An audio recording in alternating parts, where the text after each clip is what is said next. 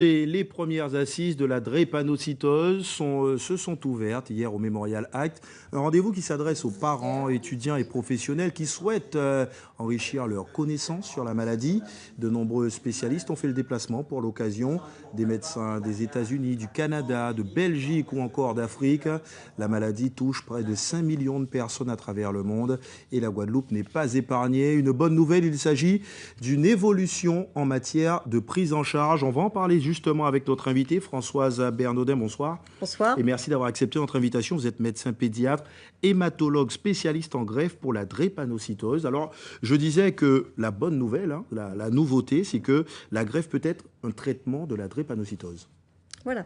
Alors effectivement, en France, on a déjà fait 300 greffes pour la drépanocytose, Et hein, ça marche. et ça marche très bien. Il y a plus de 95% des enfants qui sont guéris, qui ne font plus de crises douloureuses, qui ne sont plus anémiques et qui ont une vie complètement transformée.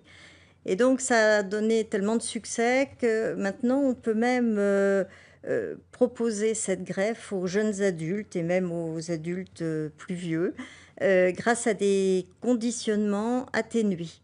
Hein. Parce que pour pouvoir faire cette greffe, il faut préparer le receveur, il faut détruire ses propres globules rouges, ses propres cellules, et il faut donc transfuser celles de son frère ou de sa sœur qui ont le même groupe HLA, c'est-à-dire que c'est le groupe des globules blancs.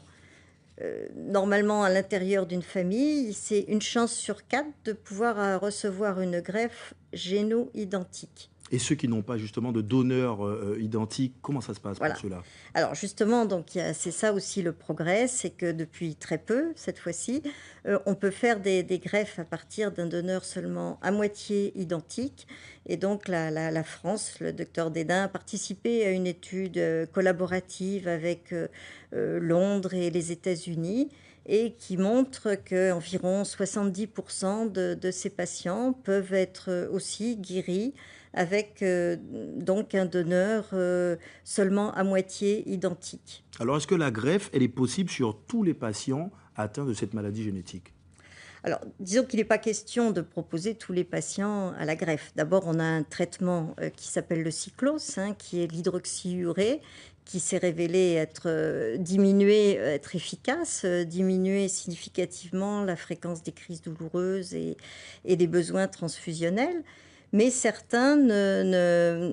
dans certains cas, donc ce traitement-là ne suffit pas. Et à ce moment-là, donc la greffe est indiquée.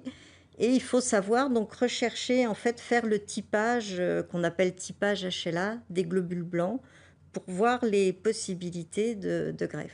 Alors, dernière question, les traitements, ils se passent en métropole. Comment vont faire les enfants ou les jeunes adultes guadeloupéens? Alors c'est sûr que ça va nécessiter un transfert de ces patients pour environ une année, enfin au moins 6-9 mois en métropole. Il faut déjà dépister lesquels peuvent bénéficier. Il faut, avec les médecins de Guadeloupe, établir lesquels peuvent bénéficier. Il y a toute une organisation, effectivement, de logement, de choix du lieu de greffe. Il y a toute une organisation à avoir. Merci beaucoup en tous les cas d'être venu Voilà. sur notre plateau nous apporter toutes ces précisions. Eh ben, merci à vous. On poursuit.